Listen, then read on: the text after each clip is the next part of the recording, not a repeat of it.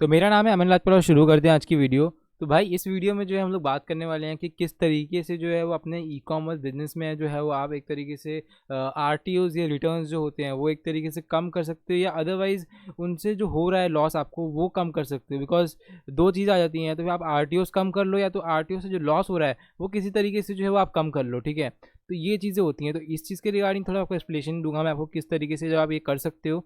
और इससे पहले जो मैं आपको बता देता हूँ कि एक इम्पॉर्टेंट, एक बहुत ही एक तरीके से यूज़फुल जो फैक्ट है बता देता हूँ मैं आपको, जो कि आपको भी पता होना चाहिए कि भाई 2025 तक जो है वो इंडिया जो है, बेसिकली इंडिया में जो ई कॉमर्स मार्केट है वो आपकी 100 बिलियन डॉलर वर्थ की जो है वो हो सकती है। और ये एक रिपोर्ट के द्वारा जो है देखा गया है। तो इस तरीके से जो चीज़ें जो है वो एक तरीके से अनुमान लगाया जा रहा है, और मुझे ही पर्सनली ये चीज़ लगती है बिकॉज 2019 2020 में और 2020 21 में जो है वो काफ़ी जो है ग्रोथ एक तरीके से देखी गई है ई कॉमर्स इंडस्ट्रीज़ में। जो कि पहले कुछ कम हुआ करती थी और अभी जो है उसकी स्पीड काफ़ी ज़्यादा इंक्रीजिंगली ग्रो करती जा रही है। ये मैंने पिछली कुछ वीडियोज़ में भी डिस्कस कर रखा है। तो इस फैक्ट को यहाँ तक रहने देते हैं और हम लोग स्टार्ट करते हैं कि भाई किस तरीके से जो है अपने रिटर्न्स को एक तरीके से जो है वो उनसे जो लॉस हो रहा है बेसिकली आपको आर टी ओज़ और रिटर्न से, वो किस तरीके से जो आप कम कर सकते हो।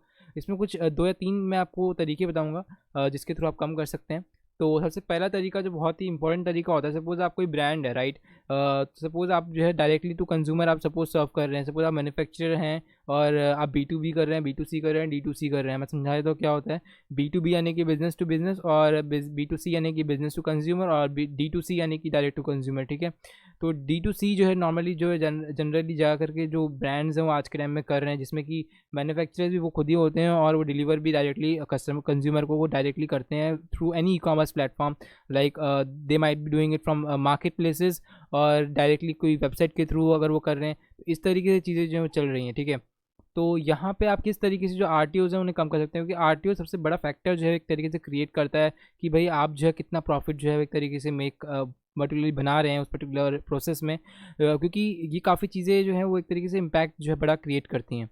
तो आर टी ओज़ जो है वो एक तरीके से क्या होता है, अगर आपको नहीं पता तो मैं बता देता हूँ। आर टी ओज़ जो एक तरीके से, सपोज आपका प्रोडक्ट जो है वो गया और कंज्यूमर ने जो है डिनाई कर लिया एक्सेप्ट करने से, मतलब वो कंज्यूमर जो है बोल रहा है कि मुझे नहीं चाहिए, जब डिलीवर होने वाला है तो वो पर्टिकुलर प्रोडक्ट जो है आपके पास आ जाएगा वापस। ठीक है, इन्वेंट्री में आपके वापस जॉइन हो जाएगा। और साथ में हो सकता है कि वो पर्टिकुलर प्रोडक्ट जो है वो आपके पास सपोज रिटर्न आ रहा है, यानी कि कस्टमर रिटर्न है।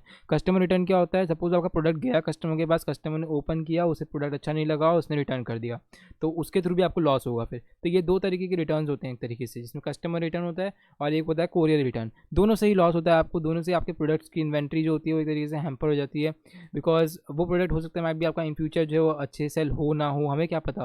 ठीक है, कुछ पर्टिकुलर, क्योंकि इसमें क्या होता है कुछ पर्टिकुलर पीरियड ऑफ टाइम तक जो है पर्टिकुलर प्रोडक्ट आपका अच्छे तरीके से बूस्ट करता है, लेकिन फिर एक सर्टन पीरियड ऑफ टाइम तक जो है उसका सेचुरेशन आ जाती है मार्केट में, जिस वजह से आपका प्रोडक्ट जो है फिर इन्वेंट्री में फंस के रह जाता है।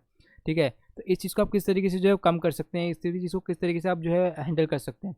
तो आपके जो एसक्यूज़ होते हैं बेसिकली, जितने मतलब बेसिकली प्रोडक्ट्स लाइन है आपके पास, सपोज आपके 6 या 7 प्रोडक्ट्स हैं। ठीक है, हो सकता है मैं भी आपने बहुत सारे प्रोडक्ट्स जो हैं अलग अलग डिज़ाइन के डाल रखे हैं, अलग अलग सपोज कैटेगरी के डाल रखे हो, तो उसमें क्या होता है आपको डिफिकल्ट हो जाता है हैंडल करना। लेकिन वही अगर आप उस पर्टिकुलर प्रोडक्ट लाइन को ही छोटा कर लें, सपोज आपने 6 या 7 ही प्रोडक्ट्स रखे हैं एक तरीके की, मतलब अलग अलग अलग तरीके के 6-7 प्रोडक्ट्स रखे हैं, जिनकी सबकी जो बेसिकली कैटेगरीज है, बेसिकली आप कह सकते हैं कि डिज़ाइन या फिर इस तरह की चीज़ें जो है वो डिफरेंट है।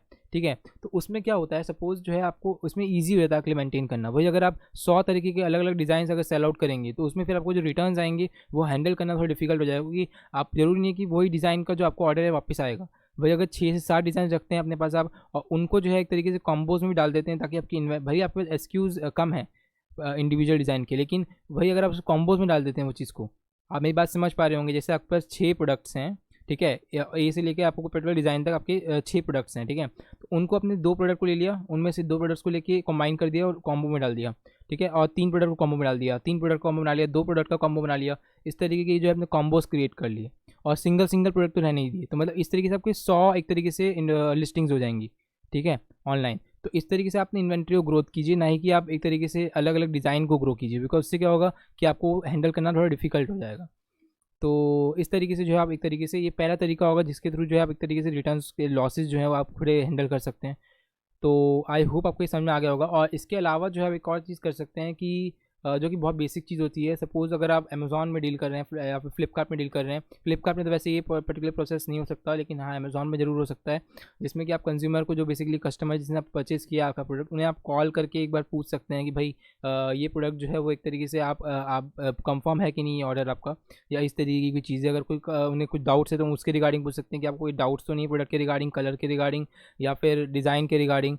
ताकि हो सकता है, मैं भी, कस्टमर क्या होता है कि 3 से 4 चीज़ें जो है परचेज़ करता है और दिमाग में बहुत सारी चीज़ें होती हैं उनके, तो उन्हें पता नहीं होता कि कौन सा डिज़ाइन उन्होंने परचेज़ किया है। तो उन्हें थोड़ा एक्सप्लेन कीजिए कि ये डिज़ाइन ऐसा है वैसा, तो ये सारी चीज़ें करना ज़रूरी होता है कभी कभार, जिससे कि आपके आरटीओज़ या फिर रिटर्न्स जो हैं वो कम हो सकते हैं।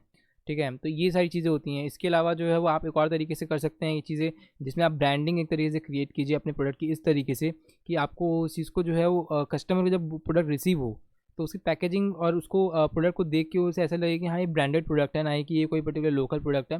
बिकॉज मार्केट में जैसे आप अमेजॉन फ्लिपकार्ट पे जाएंगे तो वहाँ पे बहुत सारे जो सेलर्स होते हैं वो आपकी लिस्टिंग्स पे जो है वो एक तरीके से लिस्ट करना चालू कर देते हैं, राइट। आपकी सपोज लिस्टिंग बहुत अच्छी रैंक कर रही है, उस पर पर्टिकुलर उन्होंने लिंक लिस्ट करना स्टार्ट कर दिया, तो उसमें क्या होगा कि फिर आपका जो प्रोडक्ट है वो आप जिस प्राइस से बेच पा रहे हैं वो प्राइस जो है वो नीचे आता जाएगा कहीं ना कहीं, क्योंकि प्राइस कॉम्पिटिशन स्टार्ट हो जाएगा। तो उस वजह से जो है आपका ब्रांडिंग थोड़ी सी हैम्पर होगी। तो उस तरीके से ब्रांडिंग थोड़ा वर्क कीजिए ब्रांडिंग पे, ताकि जो आपको रिव्यूज़ मिले उसके आपके ब्रांड का भी नाम जो है वो एक तरीके से मैंशनड हो। सपोज़ आपको कोई रिव्यू मिल रहा है, क्योंकि कस्टमर रिव्यू चेक करेगा जब प्रोडक्ट खरीदेगा, उसमें भी आप रिव्यूज़ जो होंगे उसके रिव्यूज़ के अंदर जो है आपका नाम हो ब्रांड का। सपोज़ आपने XYZ, सपोज़ कोई ब्रांड है, तो उस XYZ आपका सपोज जो ब्रांड है उसका नाम हो रिव्यू के अंदर कि भाई XYZ ब्रांड का जो प्रोडक्ट था बहुत ही बढ़िया था सपोज़, ठीक है। तो उस तरीके से आप ब्रांडिंग क्रिएट कीजिए, कस्टमर से कनेक्ट कीजिए पर्सनल लेवल पे, बिकॉज यहाँ पे जो कनेक्शन होगा ना वही आपको एक तरीके से जो है रिटर्न सेल्स लाने में बेसिकली हेल्प करेगा, और आरटीओज़ या फिर रिटर्न्स के थ्रू जो लॉसेज होते हैं उन्हें कम करने में हेल्प करेगा। तो आई होप आपको ये वीडियो थोड़ी बहुत अच्छी लगी होगी, इन्फॉर्मेटिव लगी होगी। अगर इन्फॉर्मेटिव लगी है तो लाइक शेयर सब्सक्राइब जरूर कीजिए। मिलते हैं फिर नेक्स्ट वीडियो में। Thanks for watching.